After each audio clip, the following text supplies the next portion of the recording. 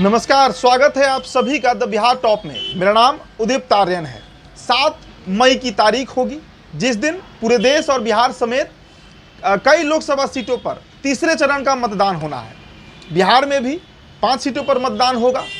एक एक करके हम आपको हर सीट का विश्लेषण बताएंगे, लेकिन इस वीडियो में हम अररिया लोकसभा सीट पर चर्चा करने जा रहे हैं कि अररिया लोकसभा सीट में क्या गुणागणित बन रहा है, कौन वहां पर आगे चल रहा है और कौन वहां पर पीछे छूटते हुए दिख रहा है, जातीय समीकरण क्या है और किस पार्टी के पक्ष में वहां के मतदाता जो हैं वो गोलबंद हो रहे हैं। इन तमाम विषयों पर चर्चा होगी। देखिए, जब अररिया की चर्चा होती है तो हमें याद आते हैं मोहम्मद तस्लीमुद्दीन। उस इलाके के और पूरे कोसी सीमांचल बेल्ट में मतलब आरजेडी में वो गॉडफादर के रूप में थे। कहा जाता था कि मोहम्मद तस्लीमुद्दीन जब तक जीवित थे, हालांकि 2018 में उनका निधन हो गया, तब तक कोसी सीमांचल पर राजद का पकड़ था। 2014 में अररिया जीते भी थे मोहम्मद तस्लीमुद्दीन, लेकिन 18 में निधन के बाद उनके बेटे जो हैं वो वहां से चुनाव लड़े।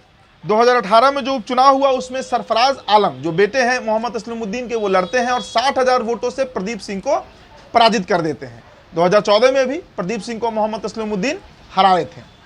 अब देखिए, 2019 के अगर हम आंकड़ों पर नजर डालें तो वहां पर समीकरण बदल जाता है।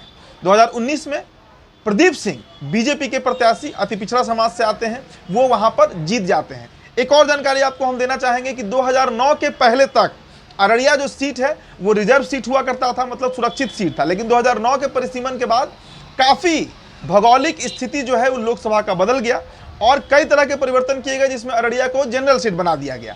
अब देखिए, 2019 में सरफराज आलम वहां से चुनाव लड़ते हैं, उन्हें 4,81,000 वोट आता है और उनके जो प्रतिद्वंदी थे बीजेपी से प्रदीप सिंह वो चुनाव लड़ते हैं और उन्हें 6,18,000 वोट आता है, वो जीत जाते हैं।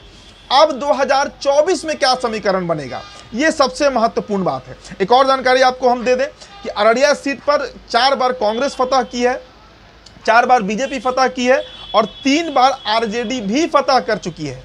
अब देखिए, जाति समीकरण की जरा हम बात कर ले तो कहा जाता है कि अररिया सीट जहां के कुल मतदाताओं की संख्या करीब 19-19.5 लाख बताई जाती है, इसमें करीब करीब 11 लाख के आसपास मतदाता एम और वाई समीकरण से निकलते हैं, मतलब मुस्लिम और यादव। 42% के आसपास, 42 से 43% के बीच में वहां पर मुस्लिम मतदाता है और 15 से 16% के आसपास वहां पर यादव मतदाता है। और इन दोनों को अगर आप जोड़ दीजिएगा कलेक्टिव तौर पर तो ये आंकड़ा जो है वो करीब करीब 57 से 58% अररिया में अकेले मुस्लिम और यादव मतदाता हो जाते हैं। तो इससे आप गुणागणित समझिए कि वहां पर अगर एक तरफा वोट एमवाई का पड़ जाए तो किसी भी स्थिति में आरजेडी हारेगी नहीं, लेकिन आरजेडी 2019 हार जाती है। इसके पीछे का कारण हम बताएंगे, लेकिन और भी जो अन्य जातियां हैं उनका भी हम बात कर लेते हैं।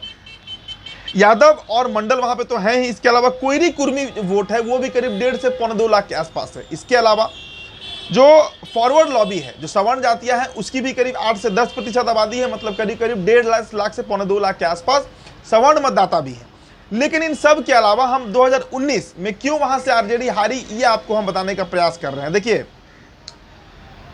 और ये कहानी सिर्फ अररिया की नहीं है, कोसी सीमांचल बेल्ट के सभी सीटों में यही गुणागणित सत्य हुए दिखा है। चाहे कटिहार की बात कीजिए, पूर्णिया की बात कीजिए, भागलपुर की बात कीजिए, मधेपुरा की बात कीजिए, होता दरअसल क्या है, और खासकर अररिया जो कि बड़ा मुस्लिम बाहुल इलाका है, वहां मुस्लिम तो एक तरफा वोट कर देते हैं आरजेडी को, मतलब महागठबंधन के प्रत्याशी को जो एंटी बीजेपी है, एंटी एनडीए है, लेकिन यादव जो है अररिया के, जो अहिर है यादव, वो कॉमनल लाइन पर जाकर वोट करते हैं। मतलब अररिया के जो यादव हैं वो मुस्लिमों के खिलाफ, मुसलमानों के खिलाफ जाकर वोट करते रहे हैं, पारंपरिक तौर से ये देखा गया है। और यही कारण है ना कि वहां से 4 बार बीजेपी फतह की है, 4 बार।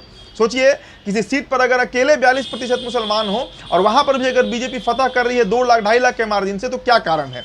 सारा हिंदू वोट जो है वो कंसोलिडेट हो जाता है, एक तरफ हो जाता है, ध्रुवीकरण हो जाता है, और यही कारण है कि वहां पर बीजेपी फतह करती आई है। अब 2024 में क्या समीकरण सज रहा है उस पर हम आते हैं। देखिए, 2024 में वहां से जो मोहम्मद तस्लीमुद्दीन के बेटे हैं शहनवाज आलम, उन्हें टिकट दिया गया और शहनवाज आलम को इस बार जब टिकट मिला तो उनके जो भाई हैं सरफराज, जो 2019 में वहां से चुनाव भी लड़े हैं, वो विद्रोह कर बैठे हैं, वो बड़ा विद्रोह कर रहे हैं।